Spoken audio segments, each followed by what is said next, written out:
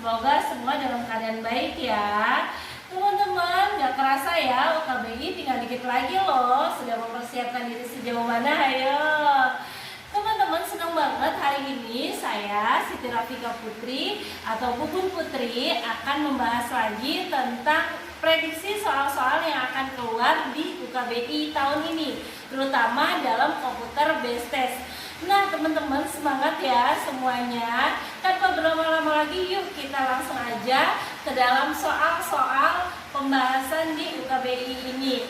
Teman-teman, sebelumnya jangan lupa ya untuk subscribe channel ini, like, komen, dan juga share biar saya tambah semangat dalam mengembangkan channel ini. Nah, kita mulai di soal yang pertama. Kita bacakan pertanyaan, apakah diagnosa yang tepat pada kasus di atas?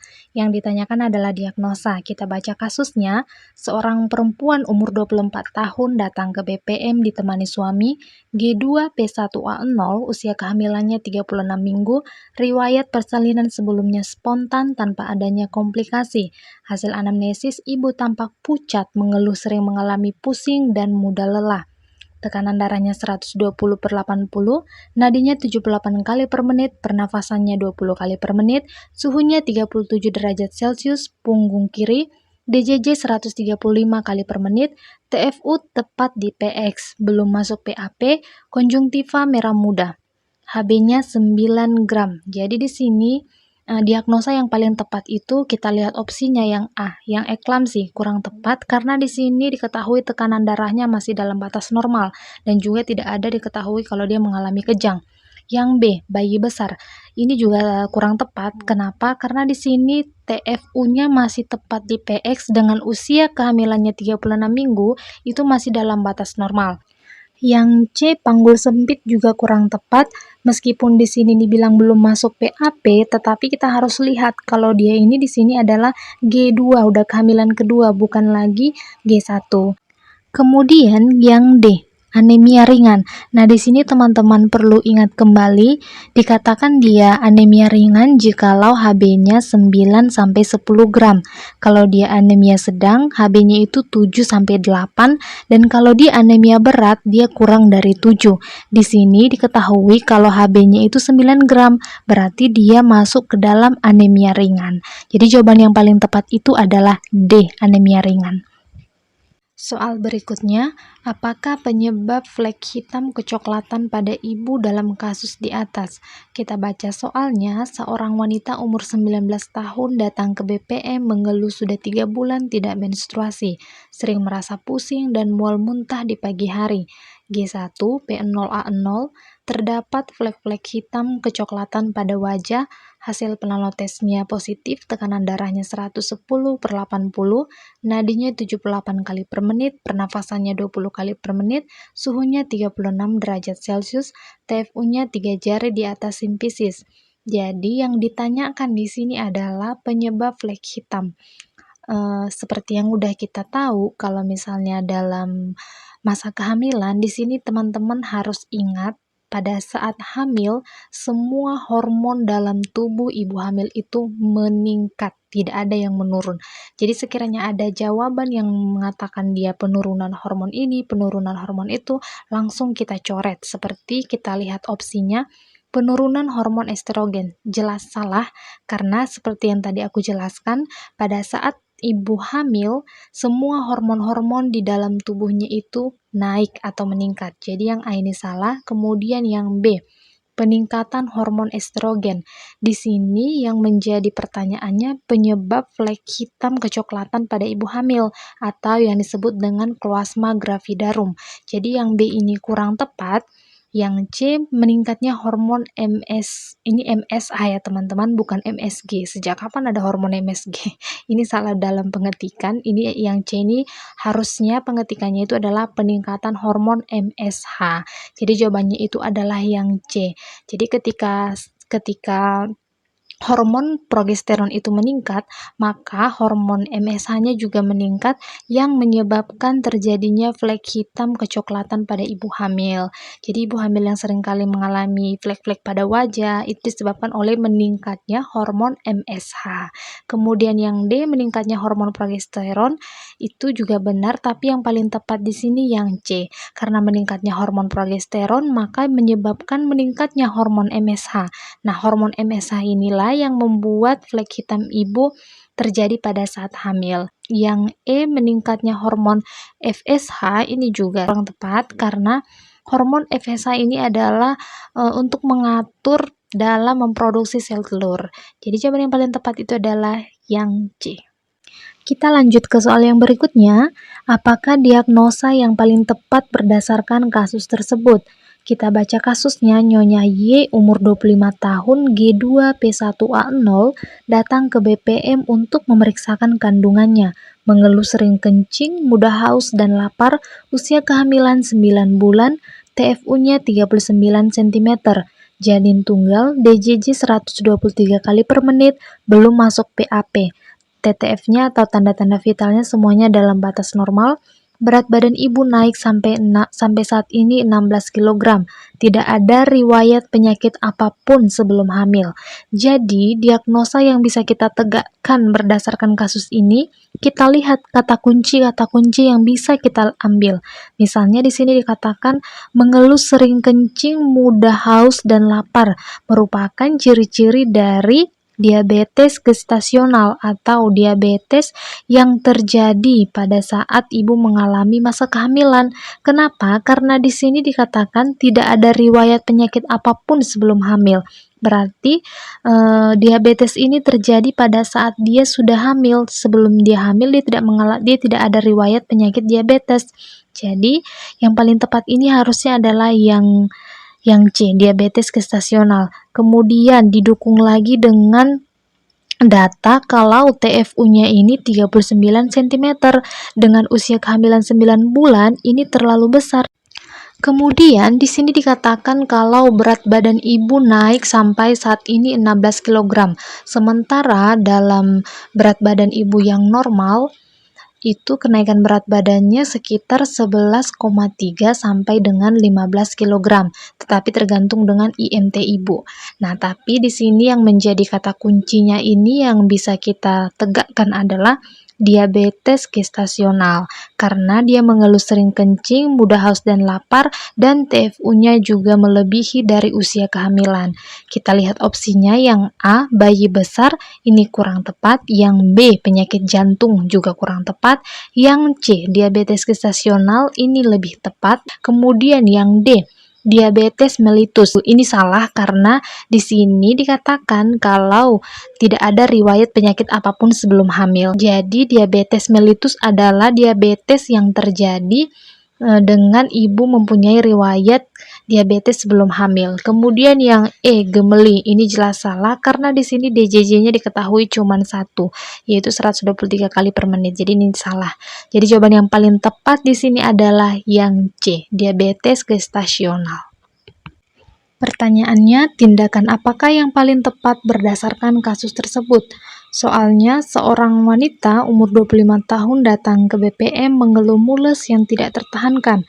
G1 P0A0, usia kehamilan 38 minggu, kala 2 di BPM. Hasil anamnesis ingin BAB, tekanan darahnya 120/80, nadinya 82 kali per menit, suhunya 37 derajat Celcius, pernafasannya 21 kali per menit, DJJ-nya 140 kali per menit, pembukaannya lengkap dan ketubannya masih utuh. Jadi ini adalah salah satu langkah dari APN atau persalinan normal, di mana di sini dikatakan kalau tanda-tanda vitalnya semuanya dalam batas normal, dia sudah pembukaan lengkap dan ketubannya utuh. Jadi tindakan yang paling tepat itu adalah yang C, melakukan amniotomi atau memecahkan ketuban karena di sini pembukaannya sudah lengkap. Yang A kita lihat memimpin meneran, belum tepat karena kita pecahkan dulu ketubannya, kita melakukan amniotomi dulu. Kemudian yang B, melakukan episiotomi, juga kurang tepat karena tidak ada indikasi yang membuat kita untuk melakukan episiotomi. Jadi ini juga tidak tepat. Yang D menyuntikkan oksitosin juga belum. Yang E mengajarkan teknik relaksasi juga kurang tepat. Jadi di sini teman-teman harus perlu ingat lagi tentang langkah-langkah APN karena pasti ini keluar di dalam UKOM ataupun di dalam SKB Bidan tentang langkah-langkah APN atau asuhan persalinan normal. Jadi jawaban yang paling tepat di sini adalah yang C, melakukan amniotomi atau memecahkan ketuban. Oke, kita lanjutkan. Apakah langkah selanjutnya yang paling tepat berdasarkan kasus di atas? Nyonya U umur 20 tahun, G1P0A0, usia kehamilannya 39 minggu, sedang di BPM kala 2 ditemani oleh suami. Tekanan darahnya 120/80, pernafasannya 22 kali per menit, nadinya 90 kali per menit, suhunya 37 derajat Celcius, DJJ-nya 130 kali per menit, kontraksi 4 kali dalam 10 menit, lamanya 40 detik, sedang dipimpin meneran oleh bidan. Kepala sudah putar paksi luar. Jadi di sini langkah yang selanjutnya yang paling tepat adalah ini soalnya sama dengan seperti yang tadi ya. Kalau kalian perhatikan, sengaja aku membuat 2 soal supaya kalian lebih bisa paham lagi, lebih bisa mengerti lagi. Dimana soal sebelumnya itu dia kepalanya belum putar paksi luar. Sementara di sini dia kepalanya sudah putar paksi luar. Masih ingat, ketika kepala janin sudah mengalami putar paksi luar, yang kita lakukan adalah ya D, memegang kepala secara biparetal. Kemudian kita ngapain? Kita melahirkan bahu anterior dulu, baru posterior, kemudian kita melakukan sangga susur. Oke, jadi jawaban yang paling tepat di sini adalah yang D, memegang kepala secara biparetal. Ingat tentang langkah-langkah APN. Ketika kepala janin sudah keluar namun dia belum terjadi putar paksi luar, yang kita lakukan adalah memeriksa lilitan tali pusat. Kalau dia lilitan tali pusatnya ketat, kita klaim kemudian kita potong. Kalau dia tidak terlalu ketat, kita longgarkan. Dan kalau dia sudah terjadi putar paksi luar, yang kita lakukan adalah memegang kepala secara biparetal, kemudian kita melahirkan bahu anterior, posterior, kemudian kita melakukan sangga susur, kemudian kita memeriksa laserasi jalan lahir, kita menilai dan kita lakukan langkah-langkah selanjutnya. Jadi di sini jawaban yang paling tepat itu adalah yang D, memegang kepala secara biparetal. Soal yang berikutnya, apakah langkah selanjutnya yang paling tepat berdasarkan kasus di atas? Kita baca kasusnya. Nyonya U umur 25 tahun, G1P0A0, kala 2 di BPM, sedang dipimpin meneran. Tekanan darahnya 120/80, nadinya 90 kali per menit, suhunya 37 derajat Celcius, pernafasannya 21 kali per menit, DJJ-nya 135 kali per menit, usia kehamilan 39 minggu, TFU-nya 34 cm, kontraksinya 4 kali dalam 10 menit, lamanya 40 detik. Kepala janin telah lahir namun belum terjadi putar paksi luar. Jadi ini adalah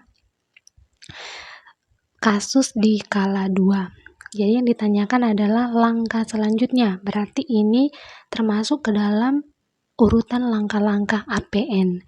Di mana di sini usia kehamilannya aterem, kontraksinya juga sudah adekuat, DJJ-nya dan tanda-tanda vitalnya semuanya dalam batas normal. Jadi langkah yang paling tepat selanjutnya itu setelah dia kepala janin telah lahir namun belum terjadi putar paksi luar. Jadi, jikalau ada kasus yang mengatakan seperti ini, dia telah lahir namun belum terjadi putar paksi luar, langkah yang paling tepat itu yang kita lakukan adalah memeriksa lilitan tali pusat. Masih ingat? Langkah-langkah APN, begitu bayi lahir namun belum terjadi putar paksi luar, kita periksa dulu lilitan tali pusatnya. Mungkin lilitan tali pusatnya terlalu ketat, makanya dia tidak bisa terjadi putar paksi luar. Kalau misalnya lilitan tali pusatnya terlalu ketat, kita ngapain? Kita pelototin? Jelas tidak ya. Jadi yang kita lakukan itu adalah kita klaim, kemudian kita potong. Kalau dia longgar, kita longgarkan. Dan setelah kita memeriksa lilitan tali pusat, kita ngapain? Kita memegang secara biparetal. Kemudian kita ngapain? Kemudian kita melahirkan bahu depan, baru bahu belakang. Kemudian kita ngapain? Setelah itu melakukan sanggah susur. Kapan dong kita melakukan episiotomi? Ya tadi itu, udah selangkah sebelumnya itu ketika pembukaannya sudah lengkap tapi ketubannya belum pecah. Nah, jadi langkah yang paling tepat di sini adalah yang B, memeriksa lilitan tali pusat. Ingat, begitu kepala bayinya sudah lahir namun belum terjadi putar paksi luar, langkah yang kita lakukan adalah memeriksa lilitan tali pusat. Setelah itu, kita memegang secara biparetal, kemudian kita melahirkan bahu depan, bahu belakang, atau antero-posterior, kemudian kita melakukan sanggah susur. Nah, di sini teman-teman harus ingat langkah-langkah APN, karena itu pasti wajib keluar di UKOM ya, tentang langkah-langkah APN.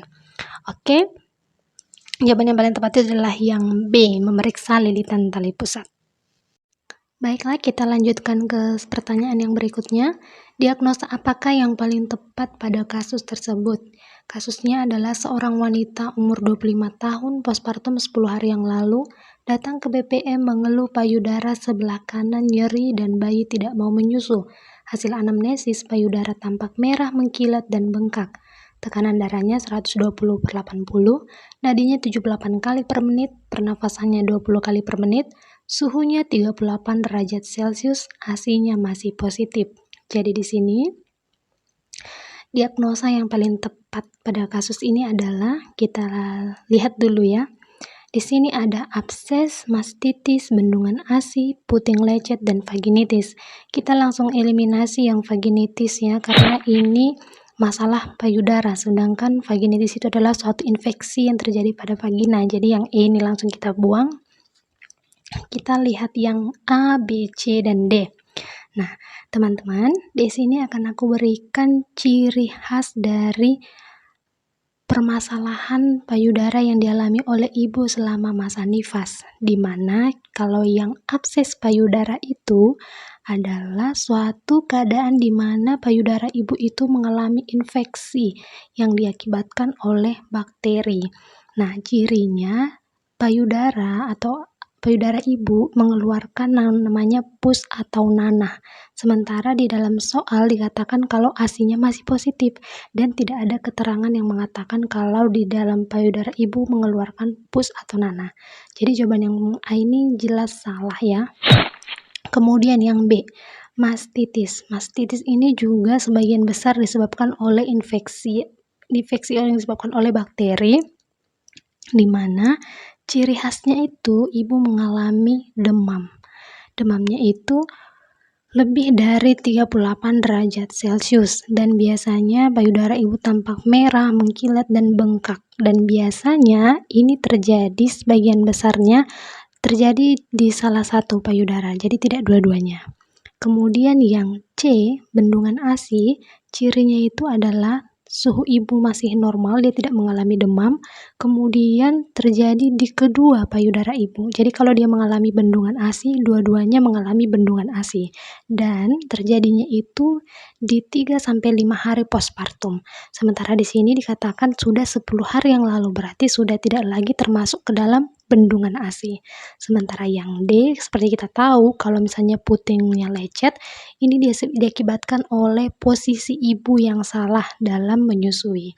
Jadi di sini yang paling tepat itu adalah yang B, di mana datanya dikatakan di sini dia sudah terjadi 10 hari yang lalu dan ditambah lagi suhunya 38 derajat Celcius, berarti dia sudah demam. Jadi jawaban yang paling tepat itu adalah yang B.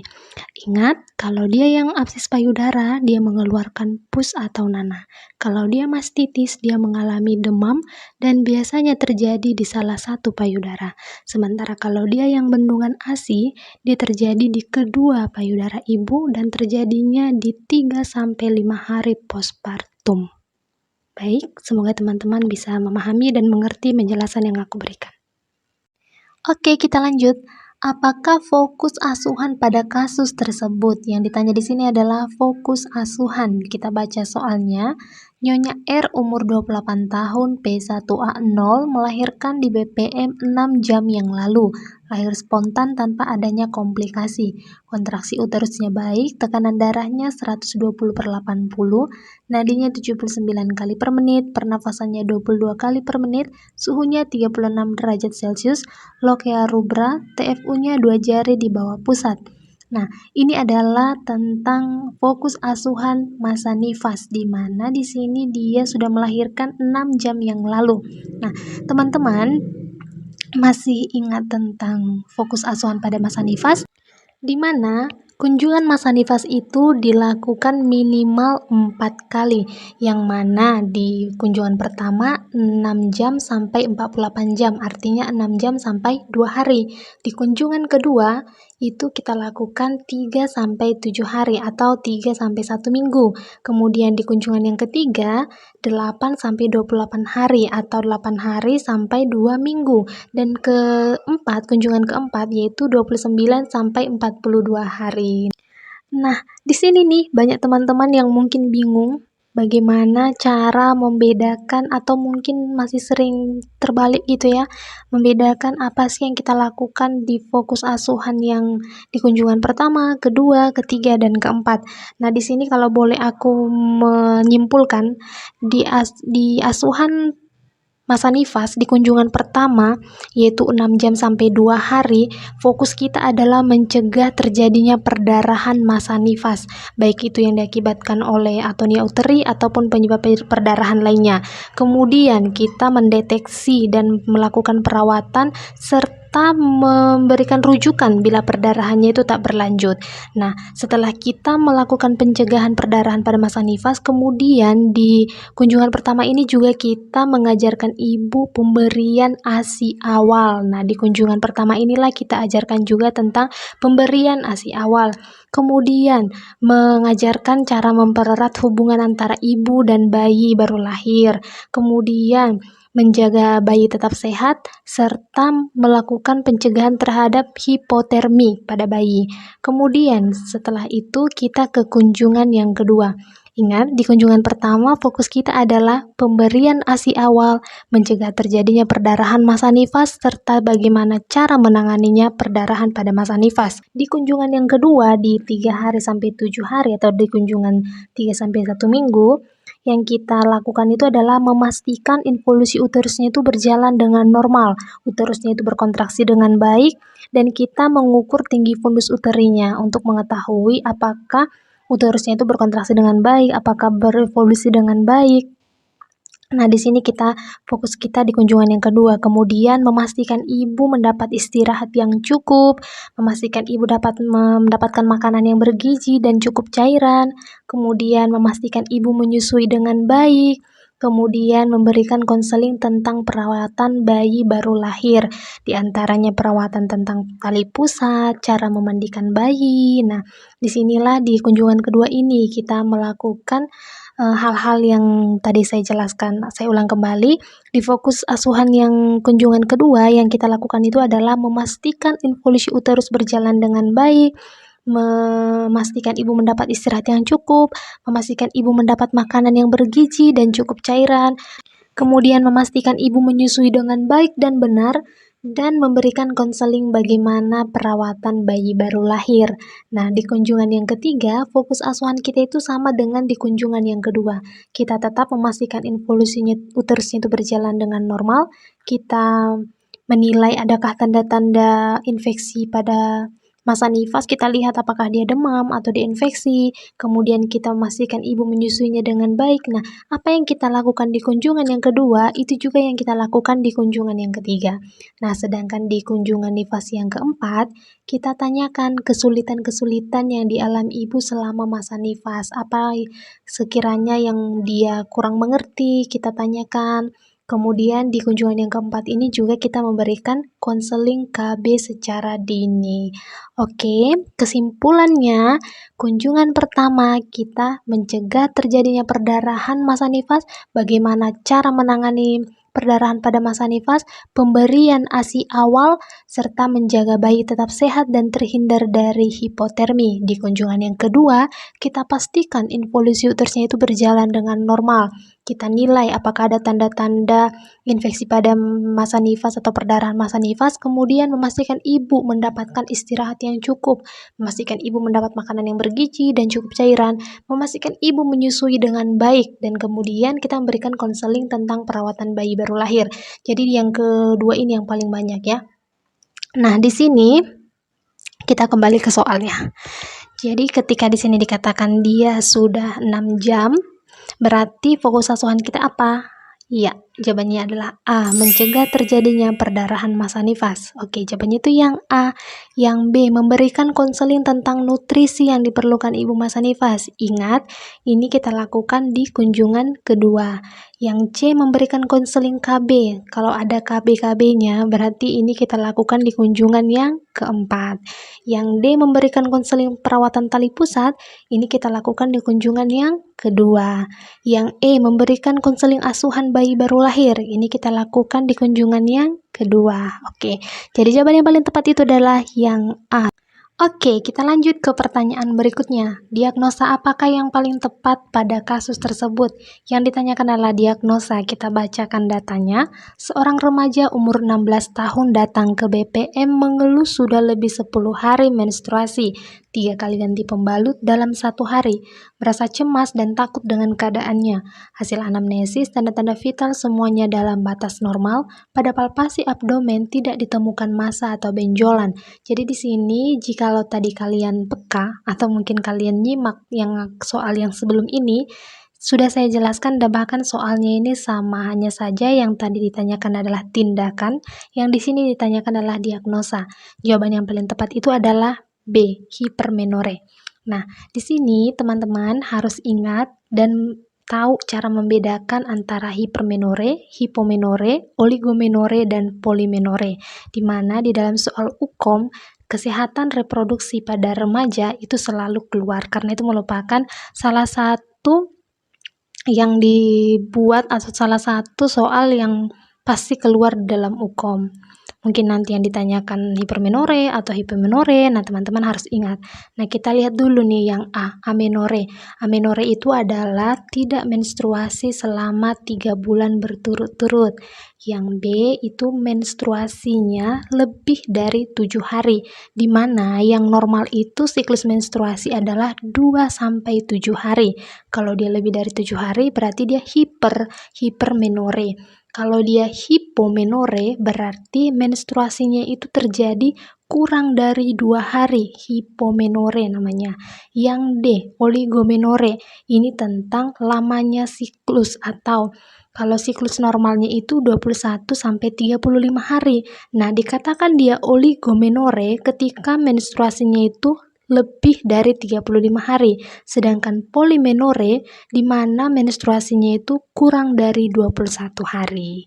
Begitu ya teman-teman, tentang hiper dan hipomenore itu berdasarkan lamanya menstruasi, sedangkan oligo dan polimenore itu berdasarkan harinya. Normalnya 21-35 hari, kalau dia lebih dari 35 namanya oligomenore, kalau dia kurang dari 21 hari namanya polimenore. Jadi di sini jawaban yang paling tepat itu adalah yang B, hipermenore. Soal yang berikutnya, kita baca pertanyaan diagnosis apakah yang paling tepat pada kasus tersebut. Kita baca datanya, seorang remaja umur 15 tahun datang ke BPM bersama ibunya, mengeluh belum pernah haid, namun sakit daerah perut setiap bulan. Hasil anamnesis tekanan darahnya 120/80, nadinya 78 kali per menit, pernafasannya 20 kali per menit, suhunya 37 derajat Celcius, berat badannya 50 kg, tinggi badannya 150 cm. Pada pemeriksaan inspeksi, tampak lubang vagina berwarna kebiru-biruan dan menonjol keluar. Palpasi abdomen tidak ditemukan massa, pembesaran payudaranya normal. Jadi di sini diagnosis yang paling tepat adalah yang A, tanda kemungkinan hamil. Ini kurang tepat Karena di dalam data, kata kunci yang bisa kita dapatkan adalah yang pertama, dia mengeluh belum pernah haid. Kemudian di sini dikatakan kalau dia sakit di daerah perut setiap bulan. Dan di sini juga diketahui kalau pemeriksaan inspeksinya tampak lubang vagina berwarna kebiru-biruan dan menonjol keluar. Nah, ini merupakan ciri dari himen imperforata. Jadi jawaban yang paling tepat itu yang D. Kenapa enggak yang A, tanda kemungkinan hamil? Karena di sini palpasi abdomennya tidak ditemukan massa, artinya tidak ada janin di dalam perut ibu, dan pembesaran payudaranya juga normal. Kemudian yang B, vaginitis. Ini adalah infeksi pada vagina. Ini kurang tepat karena di dalam soal hanya dikatakan kalau lubang vaginanya berwarna kebiru-biruan dan menonjol keluar. Sementara ciri dari vaginitis itu misalnya keputihannya berbau, atau mungkin di daerah vaginanya terasa gatal, panas, dan lain sebagainya. Sementara di sini tidak ada data yang membuat kita harus mendiagnosis vaginitis. Kemudian yang C, nullipara. Nullipara adalah seorang wanita yang tidak pernah melahirkan bayi hidup atau tidak pernah melahirkan janin hidup. Jadi ini juga salah, yang D, himen imperforata. Inilah jawaban yang paling tepat, yang D. Himen imperforata adalah suatu kelainan atau tempat keluarnya darah haid itu tidak ada. Kemudian yang D, dispareunia, adalah suatu keadaan di mana rasa sakit yang terjadi pada saat melakukan hubungan seks. Jadi jawaban yang paling tepat itu adalah yang D, himen imperforata. Sekali lagi saya jelaskan, himen imperforata adalah suatu kelainan di mana lubang tempat keluarnya darah haid itu tidak ada.